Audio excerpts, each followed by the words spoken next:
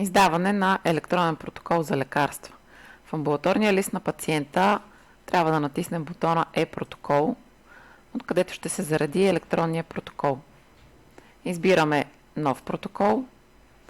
Винаги се започва от избора на МКБ код на диагнозата, който се е попълнил автоматично от амбулаторния лист, но само ако доктора има право да издава електронен протокол с въведената диагноза в амбулаторния лист.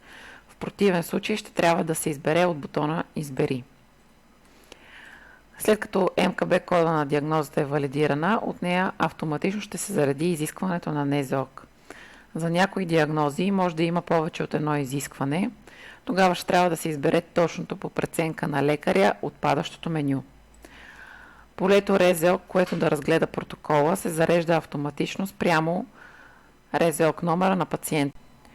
Ако трябва да се разгледа от друга каса, може да изберем от падащото меню съответната. Следва полето период на валидност брой дни за целия протокол. Се попълва. Полетата начин на уведомяване и данни по избраният начин на уведомяване също трябва да се попълнят. Ако изберем телефон, трябва да напишем телефона на пациента. След като сме попълнили всичко, ще трябва да попълним и лекарствения продукт. Това става чрез бутонче Добави лекарство.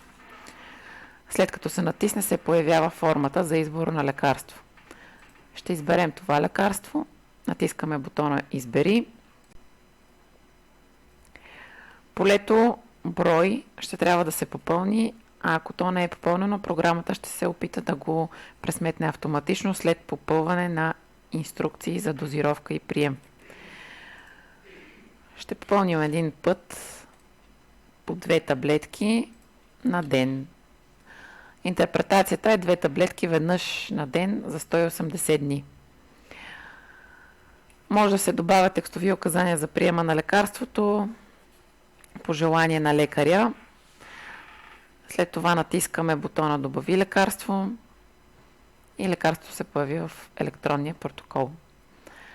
За да го издадем и подадем, трябва да натиснем Запис.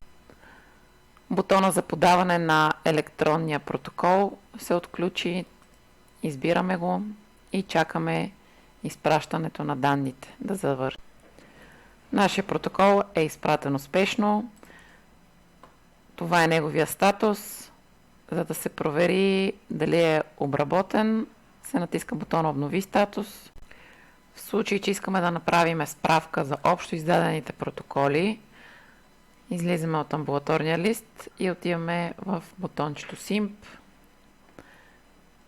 Тук има електронни протоколи. Натискаме Търсене и се зареждат всички издадени протоколи и техния статус.